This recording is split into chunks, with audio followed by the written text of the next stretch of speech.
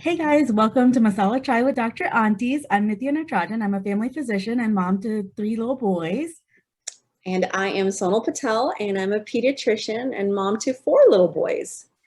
And today we're going to be talking about testing your milk, breast milk, for different components. And I'll go ahead and describe that a little bit, and then we'll get Dr. Patel's thoughts as well. So there's all these companies now where they'll send you kits or you can send your milk in and they'll test your breast milk for different things like fat content, protein content, electrolytes, all kinds of different things. And they kind of sell it as a way to check your milk to make sure your milk is okay. And I think Stonal and I both kind of feel the same way about this. So what are your thoughts about this whole industry that's growing? So honestly, Nithya, I wasn't aware of it until you mentioned it to me. Being from the NICU, we did that a lot in the NICU because NICU babies are premature babies. They have different electrolyte needs and everything. And sometimes we would, and here, let me just take a step back. You have to be like a level 4 state of the art NICU that has a milk bank in there to actually do this. So it's not like not every NICU can support this testing. And first of all, I was floored when you told me. I was like, what is going on?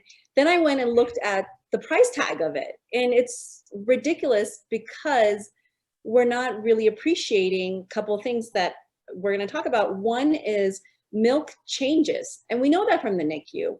NICU babies' preterm milk is high in electrolytes because it's formulated for growth, rapid growth that they didn't get in utero.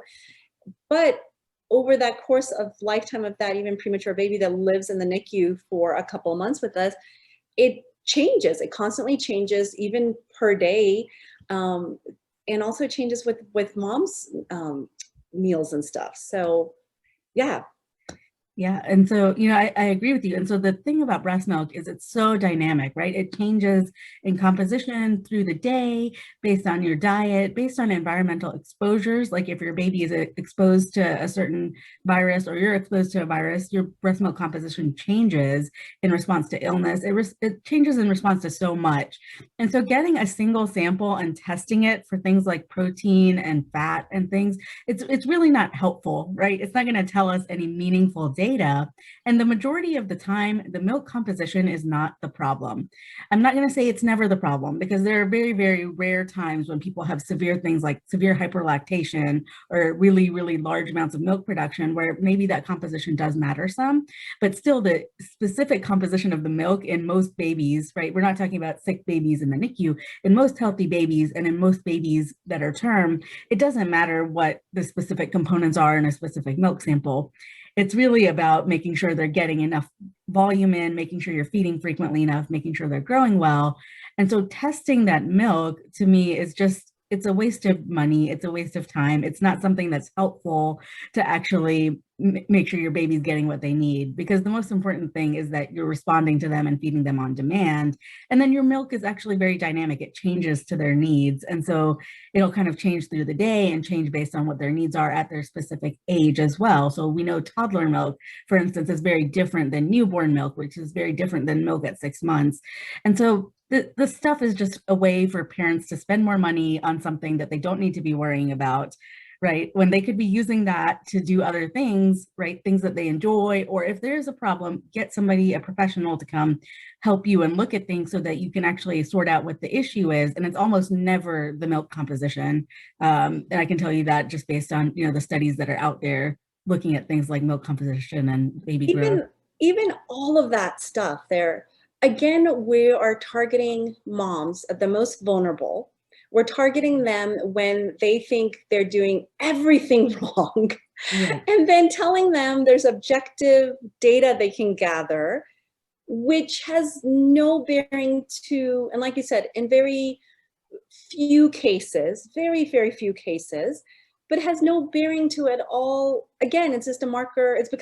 Breast milk has become a benchmark of what a good mom you are. And now you have this objective data, which you might not understand or feel that, like, why was my protein so high one day when my protein was so low? And then, it's muddling up the picture and again, telling you you're not a good mom. And you're just like, stop it. Like, breastfeeding is hard enough. Right. Right. And women who are committed to breastfeeding, like, let's applaud that. Right. And let's not muddle everything anymore. Like, this is Right. ridiculous. Right. Um, And I think that's one of the things that drives so much postpartum anxiety and perinatal mood disorders in our country as well, is there's such a hyper focus on things like numbers, right? How many minutes are you feeding each feed? How many minutes are there between feeds? And now they're trying to add in like what does each specific milk sample look like? I mean, we just need to stop. We need to stop all of this. Like, it's really about you developing a bond and relationship with your child. And if breastfeeding is something that works for your family and works for you, then that's something I think you should enjoy. And you should really focus on being responsive to your child and looking at when they're hungry and feeding them and not worrying so much about all of these other things. And then if a problem arises, seek professional help from somebody that can help you, instead of trying to do things like look at the milk composition, right? Because that's not really going to solve whatever the issue is. If the baby's not gaining enough weight, it's just going to give you one point of data, which honestly, we don't even know what to do with it, because it probably is going to be changed by the next time you feed the baby. And so, and yeah, at the again. end of the day, what I see is women just don't eat. And Mhm. they're good with the water because we've pushed it on them. But then Right. when you actually look at and say, hey, what have you eaten? And they're like, oh, well, I I had coffee in the morning. I just had this one mom tell me I had coffee in the morning, and I was there at noon. I go, that's all you've had? And she Right. breastfed like 3, 4 times already. And you're like, could you spend that money on food, or could you spend that money on getting someone who can make you some food? Right. Right. Because that's what's going to help you. You actually have to eat. And Right. the reason you have to eat is your body, regardless of how you delivered a C-section versus vaginal delivery, your body is on a little bit of a deficit of energy and expenditure Mhm. just because it needs some of that energy to heal itself. Mhm.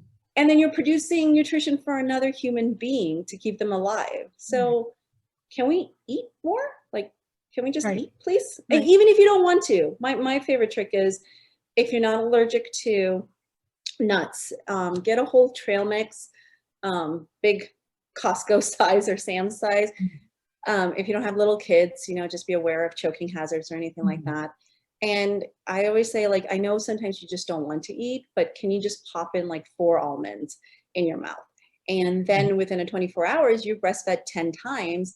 That's 40 almonds, and boom, you've kind of unknowingly increased your healthy nutrition Right. by just popping in 4 almonds every time you breastfed. Like, it's as simple as that. Like, we complicate this too much. Yeah. So Yeah, I agree. And I think everything gets overcomplicated, and it's almost always profit driven. It's almost never about helping the actual family, right? Like, somebody is making money off of all that breast milk testing. Like, I was looking at it, and the prices are crazy, right?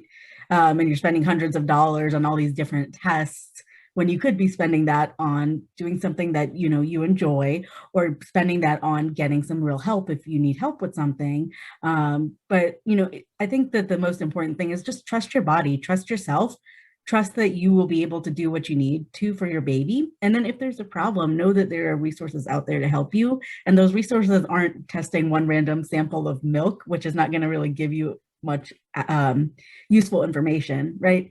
It's really just finding somebody that can help you if there's a problem. But most of the time, there's not a problem. Everything goes fine, right? And if that's the case, great and wonderful. Don't worry about it, and don't buy these tests that honestly don't give you any good information. yep, yep. Okay, so conclusion: breast. What are they called again? Like, I mean, lactation I guess testing, it's breast milk testing, breast milk direct to testing. consumer breast milk testing. I think both of us agree that no, don't do this. No, no, don't do it. And then can we quickly talk about alcohol strips? Because I think this kind of goes around Yeah. this also. And literally, honestly, it's come down to, if you can find your baby, you can feed your baby, because you haven't drank in 10 months. Like, let's Right. really think about it. You're Yeah. gonna have like a half a glass of whatever, or even a couple of sips. I remember it, and you're all like, oh, I don't want to do this anymore. But that's I like mean, the general thing. So don't yeah. spend money on alcohol strips.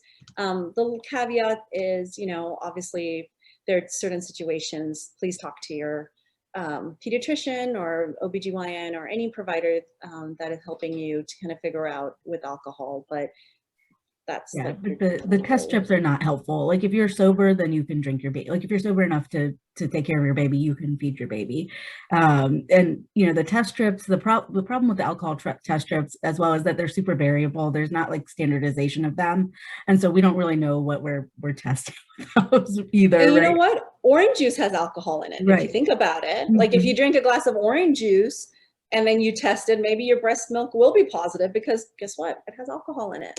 Right. So So yeah, all this direct to consumer testing, you know, almost all the time it's not going to give you any useful data. So I wouldn't worry about that. And then if you have questions, definitely ask your pediatrician or your OB or your family physician about it.